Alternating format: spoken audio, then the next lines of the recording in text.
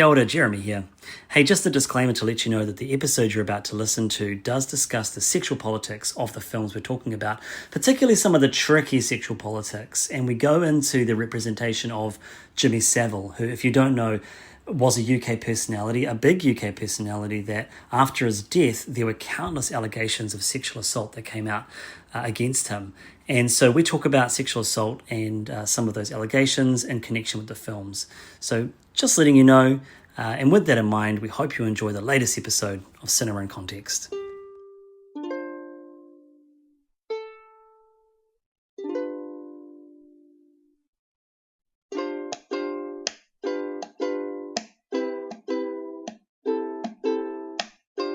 Kia ora and welcome to Cinema in Context, where we discuss all things film and the connections between. My name is Jeremy Downing. I'm William Chen. And I'm Sarah Watt. And each month at Cinema in Context, we discuss two films, one current and one retrospective with some connection. It could be the same director, the same actor, or a similar theme.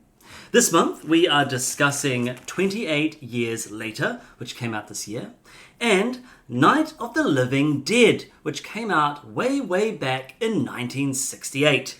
The connection being they are both zombie films, and more specifically, I would argue the first zombie film, we can argue that in a minute, but the first proper zombie movie and the latest proper zombie movie. Though we did acknowledge, was it Minecraft had zombies in it this year? It did, but this is more latest than Minecraft, so you know. Yeah, and more rounded in head. Yes. Yeah, okay. William, give us a bit of an overview of 1968's Night of the Living Dead. It's at this point that I'll say, oh dear, this is not going to go in the recording, you guys. I thought we were doing 28 Days Later. What, really? Yeah. Oh, you haven't seen 28 Years Later? No. The last time I watched, that we were comparing. The last time I watched Night of the Living Dead was a long time So ago. actually, that is really interesting because I kept saying to Doug, oh, well, we've knocked off 28 Days Later, and he'd keep going, and you've got to watch Night of the Living Dead. And I'd go, yeah, that's right. I'm so sorry, you guys. Don't be. Hey, we could keep this in. This is great, because we can sort of have We can talk about all of them. Okay. So, dear listener, you are seeing behind the curtain. Yeah. It's fair to say, this is our first evening recording we've done in a long time. And we're not even drunk, and William still got the film wrong. But we are at the end of the school term, right? Oh my so kind of goodness. energy levels are deliriously at probably 5%. Yeah. So I can smell an oily rag, let's just say. So I guess what's worth saying is, so we obviously, Sarah and I were under the impression we're doing Night of the Living Dead with 28 Years Later. William was under the impression that we're doing 28 Days Later with 28 Years Later.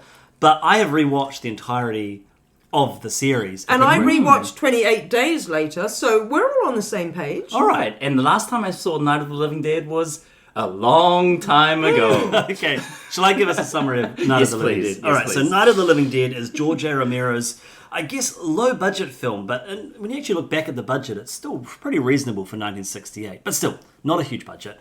And it is about a young woman called Barbara and her brother Johnny that drive up to a cemetery to put a wreath on their father's grave. And in the process, Johnny gets attacked and killed by what Barbara does not yet know is a zombie. And she runs into a house and holes up in the house, and whilst in that house kind of interacts with various different people. One of the key people she first meets is Joe, who becomes the lead of the film, because Barbara becomes, I guess, catatonic. Yeah. She sort of like loses all... by the way, did you know why? That's why I posted the photo of the guy in our chat. Yes. Is it making sense now? It's making a lot more sense now. Because some of the acting is really bad. Jeremy posted a photo in our chat saying, get prepared for some of the worst acting you've ever seen, and put a little black and white headshot of this dude who turns out to be the worst actor you've ever seen in Night of the Living Dead. Yeah. So I knew what you meant. And then you were like, I'm so looking forward to having this chat, guys. Yeah. Oh, cool. We're all... Anyways, I guess what I want to say about Night of the Living Dead is that I can keep explaining the plot to you, but really I am just laying out for you the zombie film tropes, Yes. because this movie established so many tropes. That's right. That we Never know so well. do not invite them in. You can only throw garlic water. Wait. Okay. That's that new movie Sinners. Oh, yeah. Anyways, Night of the Living Dead, George A. Romero's sort of granddaddy text. Do you want to hear of the about zombie 28 genre. years later? I'd love to. Okay, so 28 years later is, get this, it's a sequel to 28 days later and 28 weeks later. Can you see where they're going with this? Well, but what happened to months? Pardon? What happened to months? What's going to happen with 28 decades later? But let's not worry about that for now. Because the beautiful thing about 28 Weeks Later, apart from the fact that I thought it was a tremendous film, is it reunites Danny Boyle. 28 weeks later. You mean 28 years? What did I just say? later? I told you I was going to say this wrong. Can we just assume, for the purposes of this podcast, that I am not ever going to talk about 28 Weeks Later because I haven't seen it. 28 Years Later Nice. Okay. is directed by wonderful Danny Boyle, returning to the zombie genre with his writer, Alex Garland. So let's just bring you up to speed. In the 3 decades since humans were originally infected by the rage virus, it turns out Europe's regained control, but Britain is still quarantined, its population eviscerated by the scourge of undead who are roaming the countryside naked and screeching. On the small island of Lindisfarne, which is off the northeast of Britain, a small community is living in quasi-medieval way of life because everything has had to be so much simplified, but they are at least quarantined on their island where they are living happily. And our protagonist is the young lad Spike and his dad Jamie, played by Aaron Taylor-Johnson. And one day, on Spike's 12th birthday, he and his dad venture across the causeway to the mainland where, let's remember, the undead, the scourge of undead, are roaming naked and screeching in order for Spike to get his first kills. And from there, terror ensues. Nice. I mean, worth saying, as we always do, that we will have a spoiler-filled discussion. Oh, yeah. I think all of the 28 series have some really nice spoilers to be ruined. So, And now we know we're going to spoiler 28 days later. and I'll probably And maybe and weeks as well. Sure, Yeah. but what I mean is, people going to have to be aware of that. Yeah. Okay. But, I mean, William, all misunderstandings aside, because we're still keen to talk about 28 Days, did you want to say anything about 28 Days Later that you were planning to say before you kind of Realised. Dolly Zoom moment? Yeah, that's right. And actually, you are no longer a member of this podcast. No, yeah. What have I done? Yeah. There's Vertigo, there's the shark on the beach, and there's William with They're talking about the old trombone Yeah, shot. yeah. Oh, nice, yeah. Rewatching it is a very, very good movie that looks ugly as sin. Yeah. I could not believe how poorly the cinematography has aged. I remember back in the day, it's like, this is the boon, the dawn of digital photography, right? It was this movie, and it was Attack of the Clones. But when you say digital, it was like VHS, was it not? No, it was like camcorder. camcorder. That's what I mean. Like, what, was home it movie. on the VHS? I think this was a Canon digital camera. Digital, yeah. Yeah. but made to look like a home no. movie kind of. No, this was the Oh, God, it looks top terrible. of technology. It looks awful. It's like 480p. Yeah. You see these giant pixels smearing. Anytime an infected runs across the screen, you're like, whoa. And not because they're scary rage monsters, because it just looks so ugly. Yeah. But I hope you like Dutch angles. I love split focus. Oh, yeah. True. But I yes. didn't mind it as much. I mean, when I watched this film for the first time, the You're talking about 28 days 28 later. days, the average picture quality was a defining feature, so I was never impressed with it when it came out from that perspective. And Right. so going back and watching it, that's part of, for me, the charm of the film. It's like watching one of your old short films I made when I was like 14-year-old, It is. fair. And that's Yeah. why I Through my say that time whole movie. kind of camcorder, that home video quality. But Yeah. what is fascinating is with 28 years later, a lot of the behind the scenes, advertising and the interviews have focused on the fact that a lot of this movie was shot with iPhone 15 Pro Maxes. Absolutely. And On a rig. On a rig, 12 iPhones. Which is that's the phone I've got right in front of us right now. Well, but you've You only could got shoot a one. movie with this thing. Yeah, but only one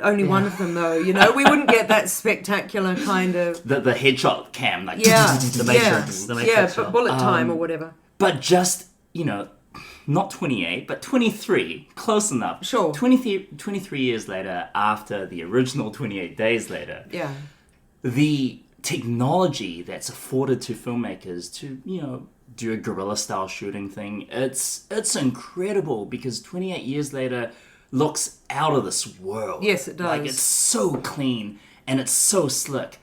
And they're not really doing anything different with the cinematography. It's the same cinematographer. Right. I did not know that. It's the returning cinematographer, which is Cool. really nice. Which is why every time you see a Dutch angle, Yeah. and we'll talk, and remind me to say something about Dutch angles from our last episode, actually. But every time you see a Dutch angle, it's like, well, it's Doodly Van Whatnot. It's not Hoyte Van Whatnot, but it's so and so such and such. I loved 28 Days Later. Going back and rewatching it, that's what I loved. I was so impressed by the framing and the choices of editing, and they can't rely on this really slick camera work. I think that's another thing, is that I'm so frustrated now by the over saturated nature that shows like House of Cards and Stranger Things have had on TV series and films. Everything's so perfectly put together. It's really nice to see something a bit scrappy. And I agree, 28 years later was so fun to look at. And the experimentation with lots of different visual styles and the greens of the trees and the starry sky and the... How they shoot I guess it's drone footage of that water, Yes, it is. right? Yes, it is. It looks incredible. Yeah. They use everything. It's Anthony Dod Mantle, his name is, and I think he's a shoo-in for next year's Academy Award for sure. And it's interesting because you both sort of said it's a when I say a melange, it's a melange of styles. And I've seen films recently, none of which I can lay my hands on right now, where I've complained about the fact that it feels like the director and the cinematographer have thrown every style in the book at it and to see what sticks. Now, I came out of this one thinking, 28 years, thinking they used a bit of everything here, and tonally, which we'll get to, they went everywhere as well, and somehow all of it was absolutely brilliant. It didn't feel like a hodgepodge of, we'll see what works. It felt like, this is amazing. So can I ask, because I agree with that wholeheartedly, but why does this work in a movie like Titan, which I know both you and I hated? Yeah. Why does that not work? Because Titan was horrible. No, I don't know if it was that. Well, it makes me think of Amelia Perez as well. Cinematographically, it's not what we're talking about, but in terms of a lot of ideas in the blender. That's right. Because this movie is messy as well. Like, you've got the different footage and the different stock footage. But not messy as in... See, I wrote it down. I wrote as it's chaotic. No, frenetic. No, what did I say? Something like, again, it's chaotic but perfectly controlled. Right. Because yes, there is the archive footage, there's the overlaying of Rudyard Kipling's Boots. devastating poem, Boots. So good. And it made one of the best trailers in a long time. Absolutely. Yeah. And it's used in the actual film as well. And there's such a mix of everything, but it feels absolutely perfectly It reminded done. me of like a multimedia exhibit at some art gallery. Yes, it does. And you feel everything, even though all the elements are quite disparate. That's exactly right. And that is what is so effective. IMHO, by the way, that means in my humble opinion. IMHO, I actually felt, and I know others did as well, really affected by the very moving scene between the doctor, Ralph Fiennes, who was extraordinary, and Jodie Comer's dying mum. And I thought, man, sometimes films throw in a little bit of, we're going to talk about cancer and death and blah, blah. But this actually felt completely in keeping.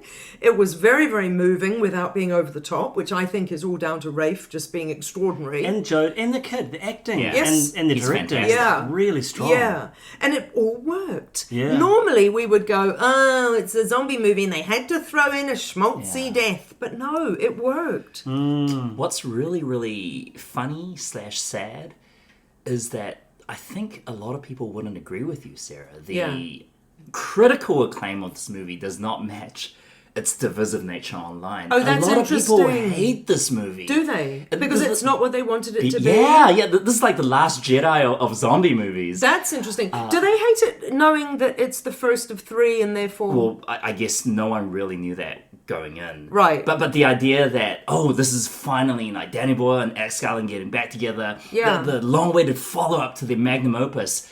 And then you get that in the first hour, and it very quickly veers wildly off course in the second. It's not World War Z. It's not The Last of Us. It's not The Walking Dead, is it? Which I did enjoy that. I've watched 10 seasons or so of The Walking Dead before I just kind of had enough. It's part of the reason why I haven't got that far in The Last of Us, because I sort of feel like I've watched See, I've never watched so Walking much. Dead, so I'm all good They with that. mine every area of Yeah. this mythology to make Yeah. really interesting character and power dynamic stories. So I was quite interested in the way that the film was trying these different things. I do feel like there are some story beats that didn't work for me, like the introduction of the Navy SEALs or whoever they are. It feels very that felt very odd at the time. And Swedish. Yes. And I just find that whole beat really strange. That felt really odd to me at the time. And I did think, hang on, we've totally changed direction. And then I don't know why. By the end of it, I was all right with it.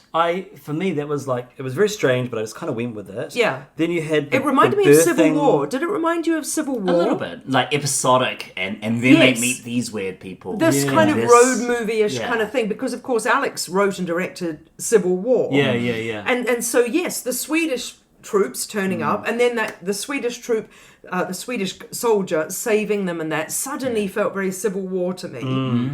But okay, I found the birthing sequence. I was like, okay, so we're introducing this new idea into the mythology. Yes. And then I loved all of the Ralph Fiennes content.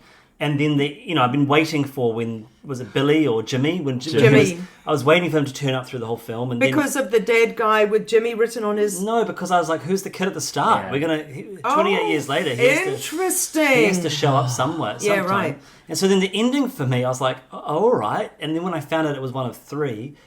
That was when my opinion on the film dropped, because I was like, okay, this doesn't work unless it's setting up a sequel. So I'm so relieved to be able to talk to somebody about this. Do you know about Jimmy Savile? And did you recognize that character as being a Jimmy Savile person in the movie? I only learnt about this guy after having watched 28 years later. And did you know it all?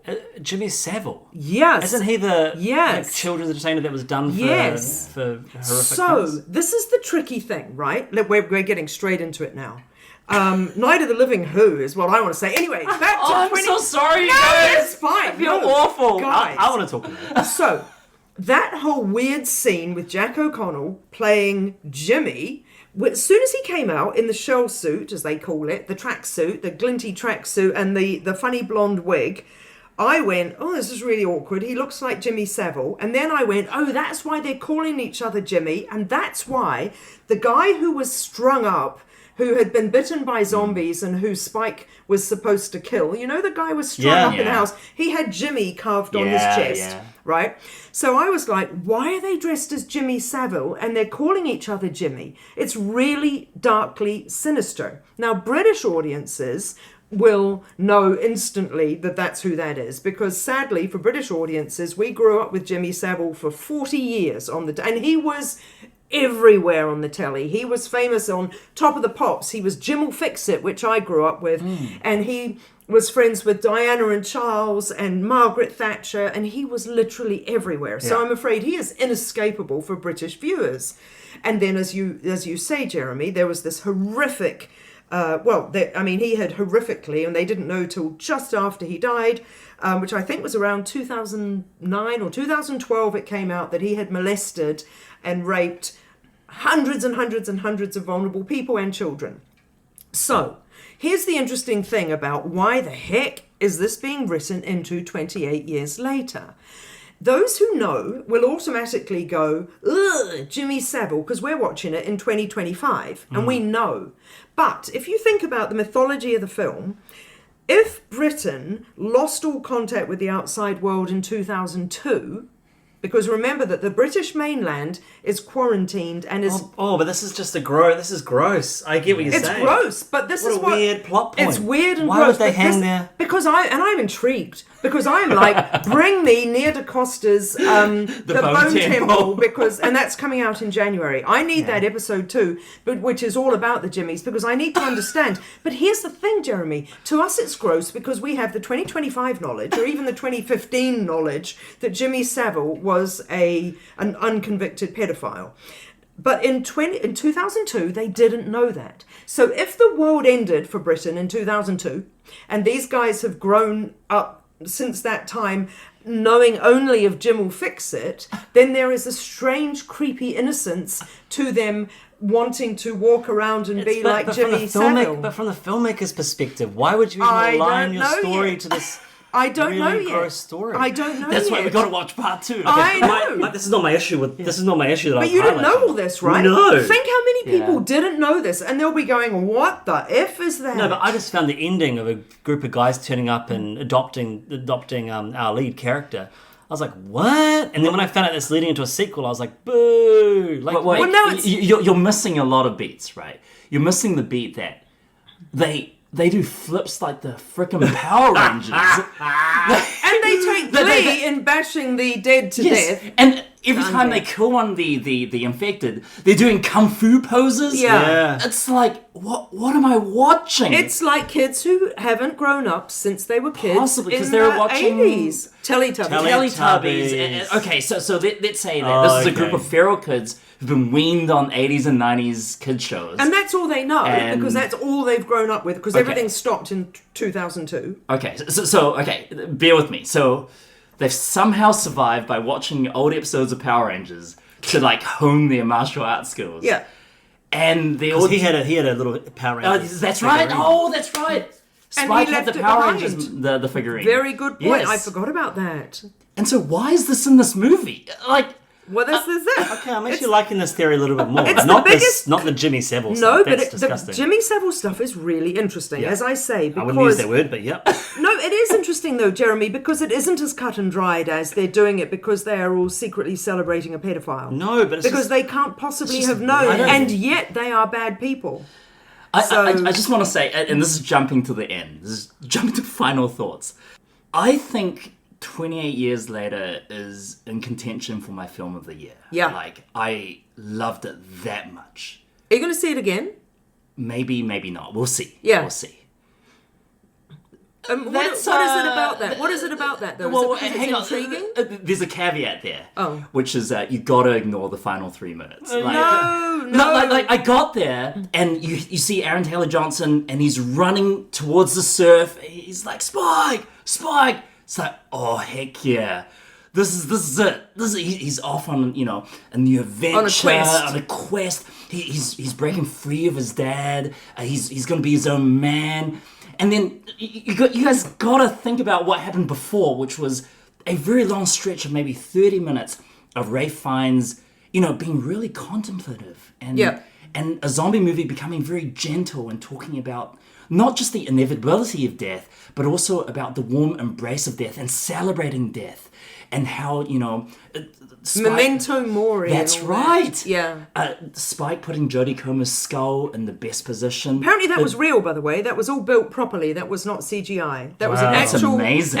thing that he climbed up. That's incredible. Yeah. He must have had ropes on there, right? He would have had safety ropes. Oh, I mean, maybe. Health and safety. But it was a real that thing thing. looked pretty With real rickety. skulls. No, not real skulls. The but dawn yeah. breaks and he's really emotional. Yeah. Just like, oh man, this zombie movie has got me in the feels. And then karate chopping Power Ranger Jimmy Savile started appearing. Like, what is happening? No. So, in my headcanon, I'm going to ignore the final 5 minutes. Yeah. And at the end of the movie, Aaron Taylor Johnson runs into the surf, directed by Danny Boyle. That's interesting. You see, for me, that last 5 minutes is why I could not stop thinking about the film for days. And I'm now rewatching. I've already watched a couple of Jimmy Savile documentaries. I watched the Louis Theroux one many years ago, and it was so disturbing we could never revisit it. dear. But now Netflix has done a slightly more palatable version of the same unpalatable story, and I'm rewatching it. because I'm like, this is fascinating to me. Where are they going to go with this? Because I think it's going to be clever. Because Alex and Danny are clever. Alex and Danny are not just sensationalist. Do you know what I mean? Yeah, they're not hear just you. trying to be a little bit scandalous. Yeah, Ooh, I really like the connections that we made between Power Rangers and Teletubbies, because I hadn't really thought about that. But I think for me, it's more just that same issue that I had with the latest animated Spider-Man film, which, you know, it ends with a cliffhanger, and I'm thinking, oh, just make a good film and then make a sequel. Because I get so frustrated with this They whole shot them back to franchising. back. Well, They shot 1 and 2 back to back. Right. Jimmy, would it change your opinion if the final Jimmy Savile scene was a post-credit scene? Yeah, sure. Absolutely. Because the final image would be something different. Okay. And that would be the hint to the next movie. I don't mind that.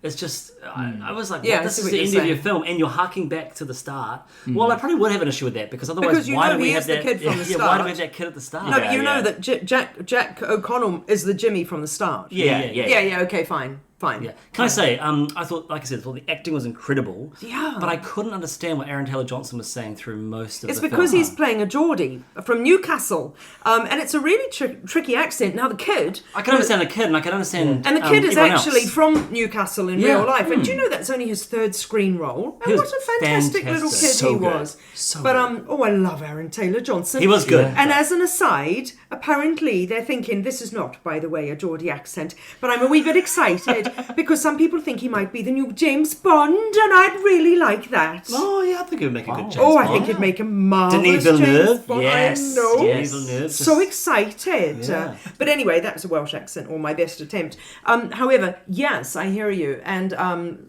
sorry about it. Yeah, I turned to my brother. I was like, I don't know what he's saying. He's like, I don't know either. But it He's didn't- just it saying didn't- fatherly stuff. Yeah, it didn't really matter to my enjoyment of the movie. And you also, know? he's very good looking. Yeah, this is true. So, you know, so that was 28 years later. Can I say, sexual politics? Okay, let's get real here. So, since we're not talking about, well, we will talk about the I'm living going dead. to have to do a disclaimer on this episode. Yeah, at the beginning. If you're tuning in because, no. Yeah. But can I just say, 28 days later, so I hadn't seen it for a devil of a long time, apart from those seminal scenes of Cillian Murphy walking through Wandering, London yeah. at dawn and stuff.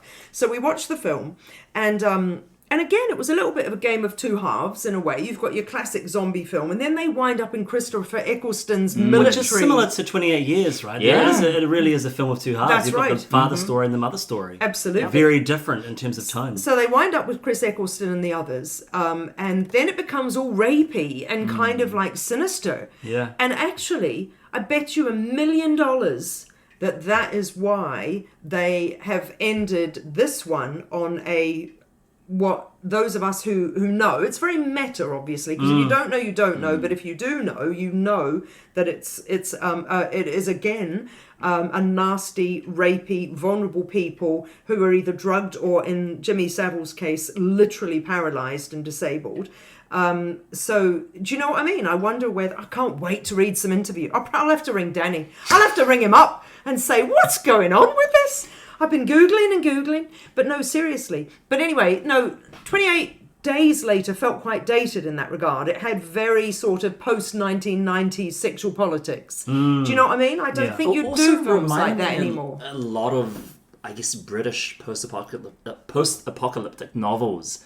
I know, obviously, the go-to comparison is Day of the Triffids, where there's a lot of that stuff. Yes. Which was a big influence for 28 Days Later. Yeah. Right, yeah. yes. But also, I remember as a high school student, we studied this book called Brother in the Land. Oh, yeah. I don't know if you guys No. have heard of it. It's about Britain being nuked and these kids surviving in the fallout.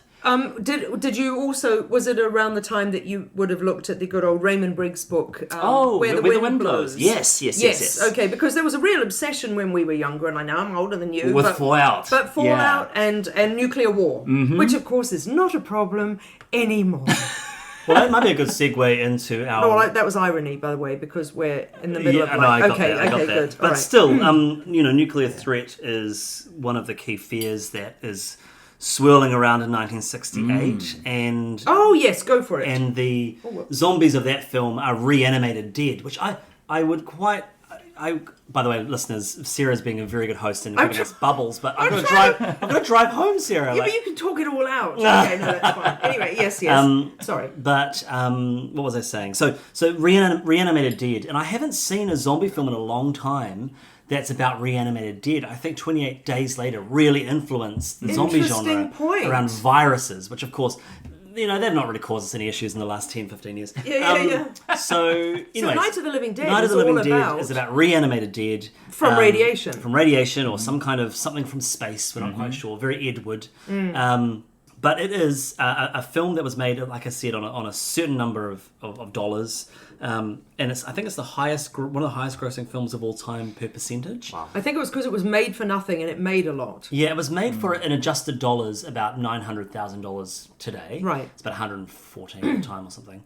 And it's made, the equivalent of 230 million over that time. So it's been a huge success. And it became a huge success in the midnight screening circuits a year after it was released, along with, later on it would be Rocky Horror Picture Show. So they're kind of two of the midnight screenings, films that get brought up as making a lot of money for their studios. Sure. And now Minecraft has joined the chat. Is Minecraft being a midnight screening? I don't know if it will, but seeing the kids throw popcorn at the I screen. see. Yeah, very Rocky Horror in that sense. And a bit like The Room, where you throw spoons and things like that. Yeah. Got it. I saw Night of the Living Dead last year. They did a live presentation, so they had two actors on stage at the Hollywood Theatre. And they were doing all of the dialogue and sound effects and music live. That's amazing. With the picture playing, which was quite fun. And they changed their voices and did them. Yeah. Oh my gosh. Oh, You've got to stand back. That is amazing. And so that was really cool. And I rewatched it the other night in preparation for this episode. Good for you, Jeremy. Yeah. So did I. I've been like any good, responsible podcaster would. Eat more cheese. But I love this series. I watched the series when I was a university student, 20 years ago. I really love Dawn of the Dead. Day of the Dead's fine, and then they kind of get progressively. I really like Day of the Dead. I think there's some big ideas in that movie. And the Land of the Dead wasn't great, but the one after that was quite good, and then the final one was terrible. But the one after that is very 28. Isle of the Dead? Is that the one? It's very 28 years later. It's set on like an island, and it's Isle of the Dead. Is it Isle or Diary of the Dead? Something like that, yeah. But Diary of the Dead. He he really experimented with the genre, Because Day of the Dead gives me strong 28 Days Later vibes. Right. It's also when the zombies start getting, intelligent, and we see how that evolves and later on. 28 days or 28 years? Both, actually, yeah. The whole Christopher Eccleston, kind of the military being the big bads, is totally Day of the Dead. Yeah, you're right. Yeah. And Dawn of the Dead, of course, is the one set in the mall, and it's very... it's got a good balance of humour to action and horror, because they're kind of having a good time in this mall. There's 4 army peeps, right? They just kind of hang out in a mall. Yeah.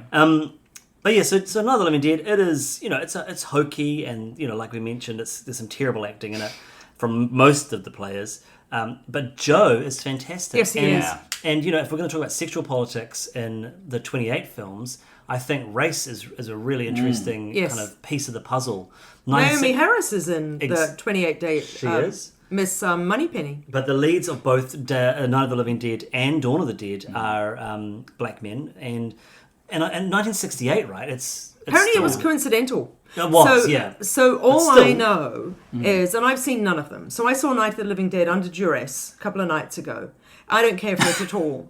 The only reason I give it any respect at all is because I'm a cinephile and because it is a seminal work. Other than that, I don't care for it. It is the urtext. I do not care for it at all. And I couldn't have cared less, except that I needed to watch it. But I did appreciate the performances, apart from our daft friend, who, so the daft fellow, oh gosh, God bless him. And we're not going to say him out we're not going to shout out his name, A, because we can't remember what it is, and B, because that would be mean. But we did joke in the group chat about the fact that when he's acting, he can he's one of those actors that we would tell off as kids in our classes, aren't we? Because he's like completely deadpan, and then he's doing his acting with his face, and then he stops. And then he does more acting, and sometimes he moves his eyes and blinks a lot, and sometimes he uses his hand like a Robot. Like a robot. But anyway, apart from him, the fellow who plays Joe is marvelous. And all Yeah, I know, he's great. the husband told me that Romero had made the film on a shoestring, as you've said, and simply got his got people that he knew, got his mates who were good actors to be in the film. And that fellow was absolutely the best actor. So he's not there because he's black. He happens to be the best actor. No, absolutely. I mean, no, that's not. Yeah, you're right. That's a story that you just told me that Doug told you. That is a story that I knew, but I read in preparation for this that he auditioned for it. The role was a far more Harrison Ford style grumpy character, and when he came in, he was this very educated kind of. Mild-mannered kind of dude. Yeah, so they rewrote the character to be more attuned to him. But regardless of how he got the role, because you're right, it was put on merit.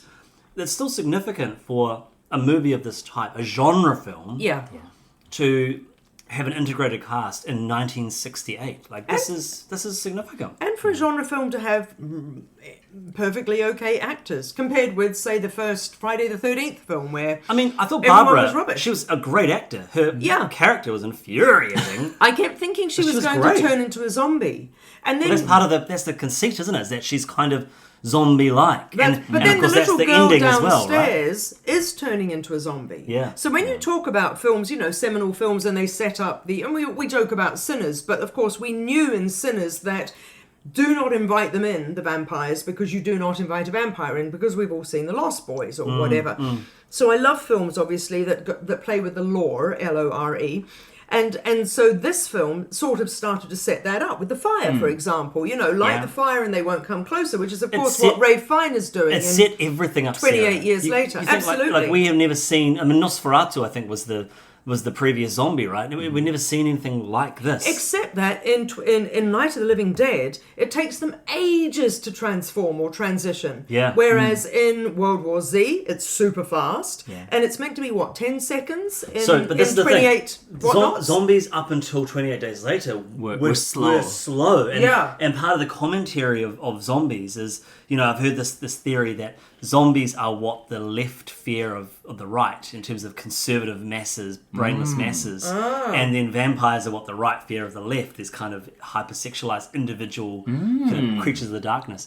But that's always been what zombies have been until 28 days later. And that was the thing that struck me when I saw it as a teenager. I was like, they run, and this is quite scary. And then other texts like World War Z have picked this up. And now also in 28 years later, you now have this amazing split between the hyper fast sprinting And the alphas and the slurping worm slurping kind which of looks incredible. Which was such a good hark back to Night of the Living Dead, because when I saw that I was like, ha! Because in Night of the Living Dead, one of them eats a cockroach or a centipede off a tree, and I was like, I haven't seen a zombie movie do zombies eating bugs. That's exactly right. And I put here nudes and bug eating. Because I'm not used to seeing them naked, but I'm not used to seeing them naked. But in 28 years later, obviously, they've all been around for so long, all the clothes have gone.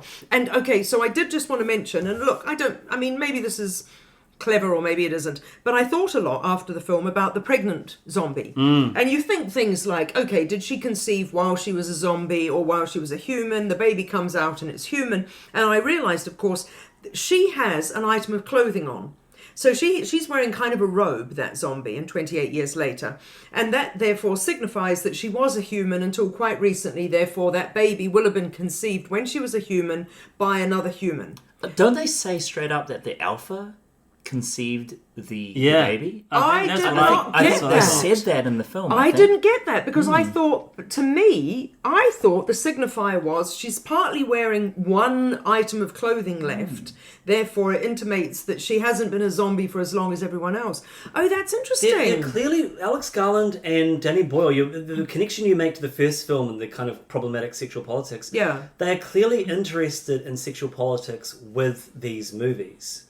And I wonder what that is. And what I will say is that the part that made me feel uncomfortable in 28 years later was not the Jimmy Savile stuff, because it went over my head.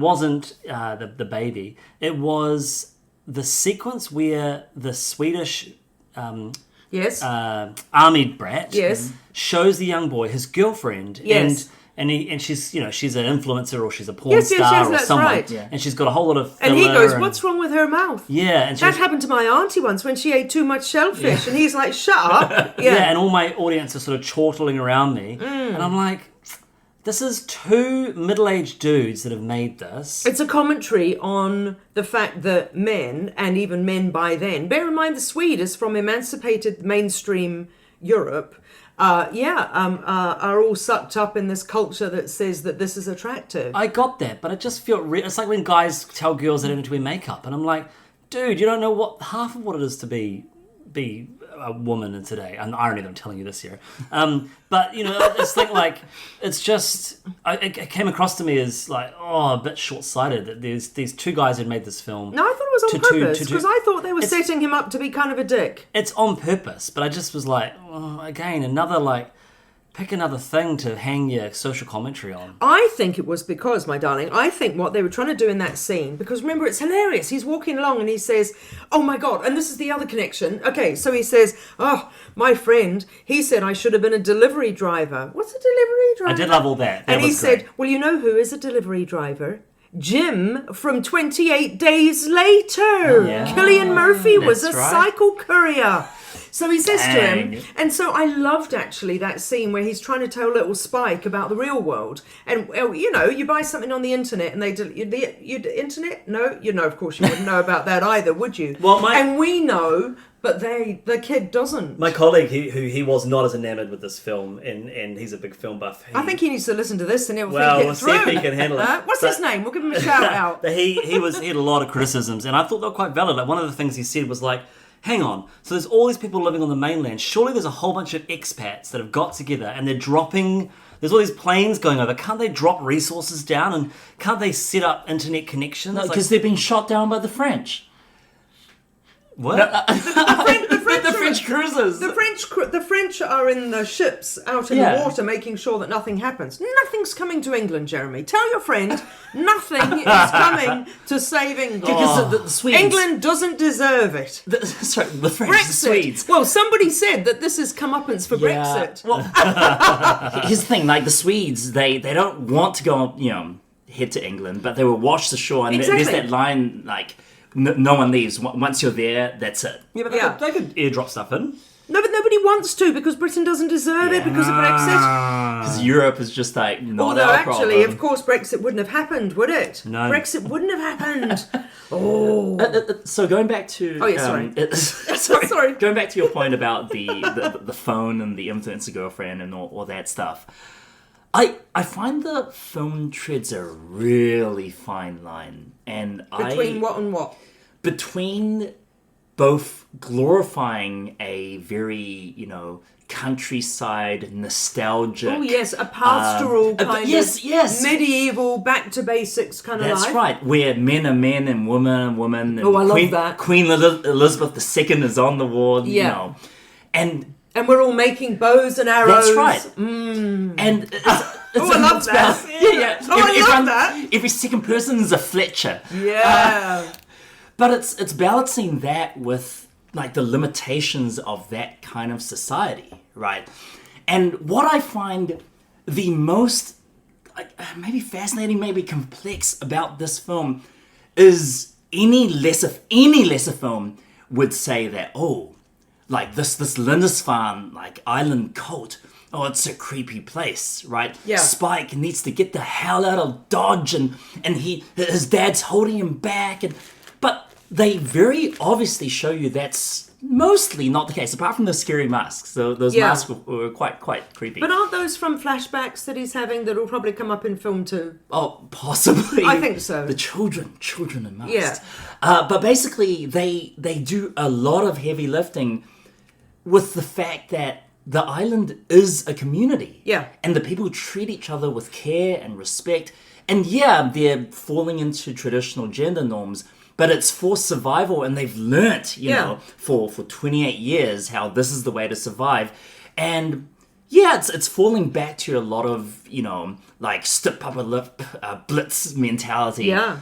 But they have a point because they're on a zombie island, right? Absolutely. And that plaque on the wall that says, what does it say? Something like, "Go we must. Yeah. Fail we may, but go we must." I loved the premise and the opening of the film, which was his coming of age trip with his dad. And I thought that was such a great thing. And what a great way to put them in peril. Yeah. They need to be in peril because you need to, it's like a vaccine. You need a little bit of the danger to get you set up. Have a good time, Spike. We'll see you later. And they're setting up the party and woohoo! Yeah, I loved it. Because it's I feel like it's on the border of almost a fetishization of this, British culture and what it means to be England to have St. George's Cross, blowing in the wind. It's tattered, but that's the metaphor. Yeah. But then the movie doesn't really demonize that stuff. No. Like it treats it as a lovely community-focused culture. Yeah. And so it's this push and pull, right? So Spike is an individualist trying to break away from this stuff. And when he gets disillusioned, when he sees his dad, with another woman and stuff, you kind of understand from a 12-year-old's point of view why he would do something like he does. I don't think he's trying to break away from it, my darling. I think he just wants to save his mum. Okay. I don't think he's rejecting that village at all. I felt that he kind of does by the end. Yeah, by the end, but also during his party, he's feeling really left out and disillusioned. But that's because the dad is lying about him. And the dad is going, he did this and he shot all of them. And you won't have understood it, Jeremy, because he said it in his Geordie accent. But he's all like, and then they came up and he was all like, ping, ping, ping. And the kid's going, Dad, that's not what it was like. And that Spike has this integrity that says, A, I failed and I feel stink about it. And B, you're bigging me up and it's not true. And I don't trust you because I've seen you with Rosie. No, wait, he hadn't seen him with Rosie at that stage. No, he'd been drinking alcohol. That's right. I really love if I think of Night of the Living Dead, it opens in a cemetery. It is an investigation of our relationship with death in this very visceral kind of sort of abstract but obvious way.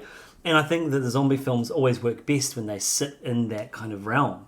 And this film, 28 years later, did that as well. Things that you have to face as a young person but don't want to. Yeah. Like the loss of your mum. The loss of your mother is showcased by talking with this doctor who's a strange person. Who's dressed in iodine. Yeah, but very, very articulate. And then there's this incredible monument of skulls. And, I've been to Cambodia. I've been to the killing fields. There is a monument of skulls. Same. I didn't think of that whilst I was watching it because it was different, doing such a different thing to what that whole narrative was like when I was in Cambodia. Yeah. So it was a really wonderful ending, and I agree with you, William, about the last 3 minutes, but more not tonally. I didn't mind the tonal shift, but you didn't mind the tonal shift. I didn't mind the tonal shift because the whole thing had kind of been playing all in a the time. sandbox. Yeah. It's just that whole thing of like, if this movie needs a sequel to make sense, then that doesn't work for me. Like, I want it to stand on its own 2 feet.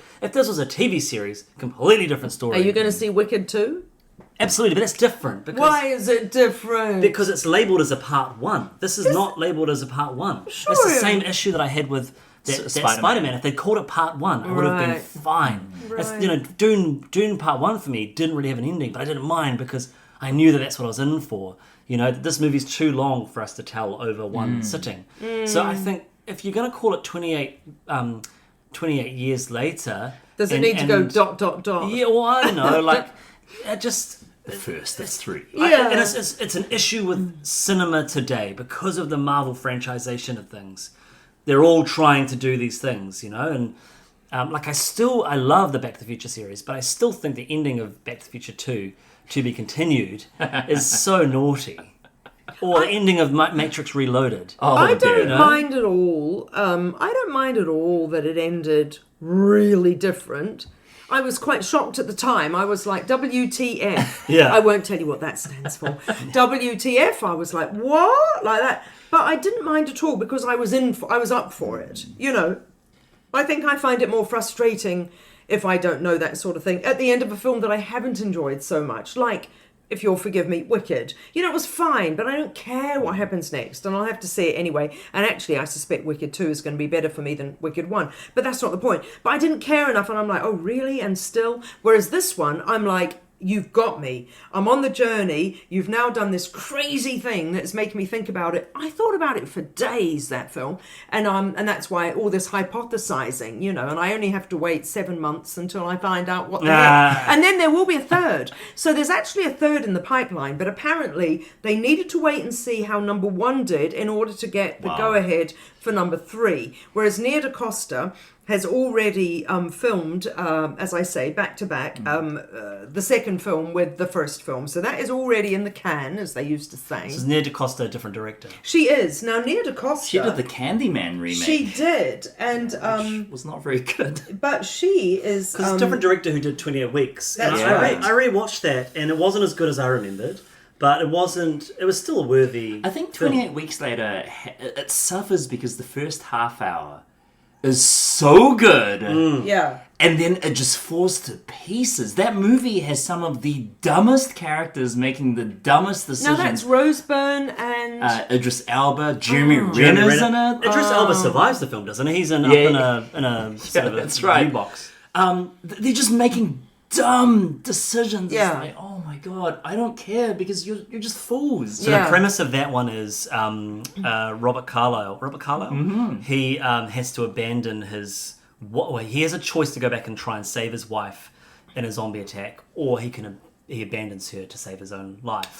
Oh, maybe I did see so it, but it's not memorable. He runs away, and she's sort of banging on a window, getting pulled down by the zombies. Skip forward however many years, or 28 weeks. 28 weeks later. Yeah.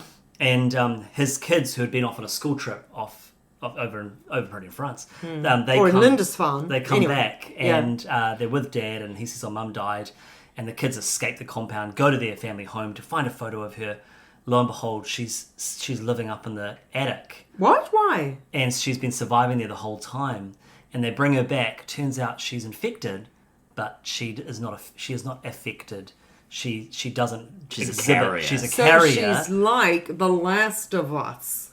Possibly. I don't know. Yeah. Okay. Right. And so that's how they kind of Robert Carlyle kisses her. Who's she played by? Not Rose Byrne. No, she's great though. Okay. Rose Byrne plays the doctor that's aware of the threat of this person, and also the potential of her kid, who has the same potential genes. Right. So they kind of become... It's like very children of men, isn't it? They've got to get these kids out of Dodge. Right. Because they might hold the cure, which, of course, doesn't ever come to anything in this one. And then zombies spread to Paris. Right. And my favorite thing about 28 Years Later is the... Which one? Years? Years. Not weeks, okay. The entirety of 28 Weeks Later is almost retconned with just one line of dialogue. Oh, no, it was a line of text at the opening. It's like, the virus has been pushed back from continental Europe. Full stop. The end. I see. Which I think was an afterthought, that ending in Paris anyway. Okay. The skeleton crew filmed it with a couple of... Wow. All right, final thoughts. What do we think? Can I just say, Nia DaCosta did The Marvels and Candyman, the remake, which may say to you, not completely stoked, but whatever. Because I'm up for it. I never saw The Marvels. I know it's a terrible business, but... Yeah. I don't think she's doesn't mean it's a necessarily bad a bad filmmaker, but, All right, final thoughts. Who wants to jump in? So, Night of the Living Dead. Okay. Once again, I'm so sorry. Any thoughts from the conversation? Yeah, I mean, I remember when I watched it, it was like, okay, like, I understand this is seminal. It just came off as very hokey to me. But again, that was me 10 years ago, so I don't know how I would see it today. Night of the Living Dead? Yes. Oh, it's still hokey, my brother. But I remember, because I watched them in order, right? Watched Night and then Dawn and then Day. And I like them successively better than the previous one. So does my husband. I like Dawn a lot, and I really like Day. Land is all right. It's very like bush politics, and it has some weird stuff. But I like what they do with the zombies in Land of the Dead. Whereas the zombies in the first one, they're not very good at it. But then they were just starting out. You know that it was literally the client, George A. Romero's clients from his advertising business who just wanted to be in a movie. Well, that and it shows. Yeah. I mean, God bless the ones who decided to get naked or wear their knickers, but it's not very good, is it? But then, you have the whole, they're coming to get you, Barbara. And it's just... There's gaslighting. That's what that was. Oh no, I'm just saying the iconic nature of that movie cannot be denied. Of course, right? of course. it is one of the most influential movies of all time, Absolutely. even though it is very B-movie and it is course. very hokey. The shots aren't great. I remember, again, I was watching on a computer screen, some of the black and white, it's like, oh gosh, this is not looking good. There are a lot of Dutch angles, though, interestingly. yeah. So there are a lot of Dutch... Oh, can I just speak to Dutch angles? Now, Dutch angle, we think of as being Dutch as in Holland, but apparently, I saw this, it's a mistake on the Americans' part because it was Deutsch angles, which is German. And it was a German filmmaker that used to do that. And I wish I knew who, and I'm really sorry. That German filmmaker's name was Joel Schumacher. No, it wasn't, you joker. But anyway, he was in the apparently first one. Dutch angles aren't actually from Amsterdam. They're from Germany because of the word Deutsch. But anyway, that's just by the by. So anyway, those are my thoughts on Night of the Living Dead. Yeah. Again, I would love to revisit it, especially now. It's just that back in the day, it's like, Yeah. and then it's like, oh, now we're cooking with Dawn and Day. Yeah. With 20, again, I said my piece before about 28 years later. We'll see how the rest of the year goes, but so far, this is my film of the year. There's just something about it that really spoke to me. I was moved. I was thrilled. I was shocked at how the second half of the movie was not a zombie movie. Yeah. It wasn't even a horror movie. It Yeah. was a doctor explaining to a son how his mother's in pain and how euthanasia is probably the best way forward. It's like, you don't even see this in dramas. It's really, really heartfelt, really, really real, and really, again, to use the word, contemplative. I know that narratively she had to die while she was there, but did you feel it was a little bit soon? I thought, oh, good Lord, could she not have gone home with him and then... I don't think that. Do you know what I mean? Yeah, totally. And also tell the kid that he's about to say goodbye to his mother. He might want to tell her something. Yeah. Yeah. Don't just drug him up and then... Yeah, that was a bit rough. Yeah. So I love the movie, apart from that ending, which...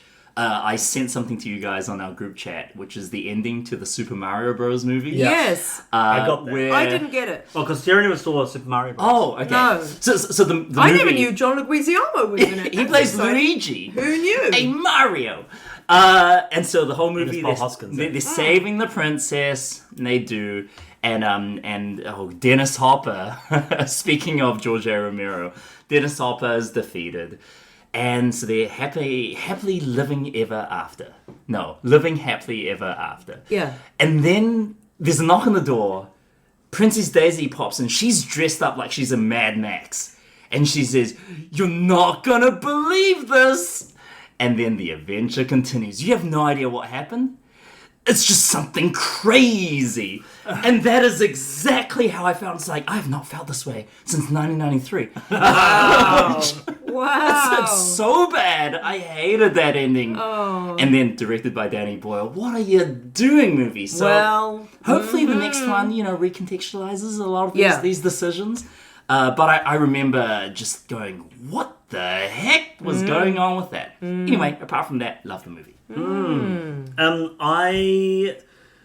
Night of the Living Dead, it's not great in lots of ways, but it's so great in other ways. It's such a seminal film, and I always enjoy going back and rewatching it, even if some of the acting is terrible, even if the characters are so dumb. Like, you want to watch dumb characters, watch Night of the Living Dead. When people are getting grabbed and they're kind of like screaming but not moving, But there's something about that movie that I think is testament to how it stood the test of time. It's still, the music's great, some of the filmmaking is great, and I just can't get over the fact that it's a textbook film for one of my favorite genres.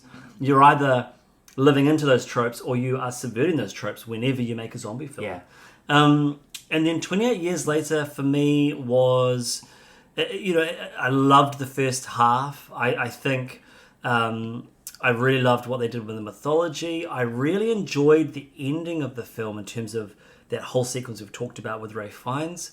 I found the army brats kind of, they were just there because they needed to be. And then the ending, setting up a sequel, as you've heard, I wasn't a fan. So not my film of the year, but definitely a worthy entry into the 28 series. I would put it above 28 Weeks, even though I think 28 Weeks is a tidier film. But those kids, man. In fact, 28 I Days. hate those kids. Yeah, this is true. In fact, I mean, actually, 28 Days has got issues, as we've alluded to as well. Oh, So it does. yeah. I think Oh, it's for just, sure. they're all quite... It just veers off I don't into a think it's a completely great different film Yeah, at all, so I think- but I do think it's seminal in a way that I can bear it. Absolutely. I mean, especially with that running motif. Yeah. So I mean, they're all kind of on par for me, that series. I think they all do quite a good thing. So you bring up some concerns about the next one because of the pedigree of the director. Oh, I think as long as they're trying something fun. Yeah, I'm not worried. Okay. Because I think if Garland wrote it, which I assume he will have, and Boyle is back on for the third one with Killian. With and Killian, Killian's yeah. going to be in the second one a little bit, and they are going to give him a bigger role in the third one, provided it gets a green light and everything. It's interesting that Alex Garland didn't want to do these, eh? That he just wanted to write. Yeah. He wanted to direct, do you mean? No, he didn't want to direct, and Danny Boyle asked him to, and he didn't. Oh, I see, he I said, see. no, I just want to write. Yeah. Which is quite lovely, really. Yeah. Anyway, Sarah, what's your final thoughts? Oh gosh, so many, I suppose, based on what we've talked about. For me, Night of the Living Dead, God bless it, the zombies weren't scary, therefore there was no peril, therefore I wasn't engaged. And I did not like it being in a one-room location. And so I've not seen any of the follow-up Living Deads, but I've heard about the one in the mall. And that feels to me like something I would find more exciting, partly because many of my dreams take place in bigger spaces where I'm being chased or whatever, and that's scarier. Oh, mine too. And I think that, being in a mall, I can see that being a more scary or perilous sort of environment that I would find good. Zack Snyder remade it, and it's one of the few Zack Snyder films that I actually quite like. Yeah. Right. Yeah. So maybe I'll give that a go, but I'm not that bothered. 28 Days, as we've said, I went back to it and went, oh, okay, well, is that what they did? Gosh, I will have felt differently about it in 2002 than I do in 2025. That's fine. But I appreciate it as a seminal work. And I was really, I don't know what I was excited to see 28 years later, but I didn't know what to expect. And I enjoyed it far more than I thought that I would. I went 5 stars on it. And it is definitely for me a film that I have appreciated more since the film ended. But it's interesting, this whole Jimmy Savile... it's really interesting because if you don't know, that final scene is going to seem weird, stupid, pointless, a complete, I wouldn't even say a red herring, just like what was the point of that, and it might ruin it for people. And as I keep saying, I'm Googling and I'm looking for those interviews with Boyle and with Garland to say, what were you thinking? Who was this aimed at? And what were you hoping? And did you worry about those who would not know what that was about? For me, because I do, oh my God, the interest level has gone exponential. Wow. But I can understand that if you don't know, then you know what I mean? I don't mean you don't know. I mean, if you didn't get that at the time, because at the time I went, what are they doing? Why is he on screen like that? So, yeah, a very interesting choice. And again, Ralph Fiennes, good Lord, as you know, we talked about Conclave. I thought he was just absolutely marvellous. I've seen him on stage in London Live. I've seen his Coriolanus and his English Patient and his every jolly thing. Voldemort. I think Voldemort with no nose. I mean, honestly, I think he is just going from, I hate to say from strength to strength, because he is, well into his career, but I think he's extraordinary. I agree. And Jodie Comer was amazing. Yeah.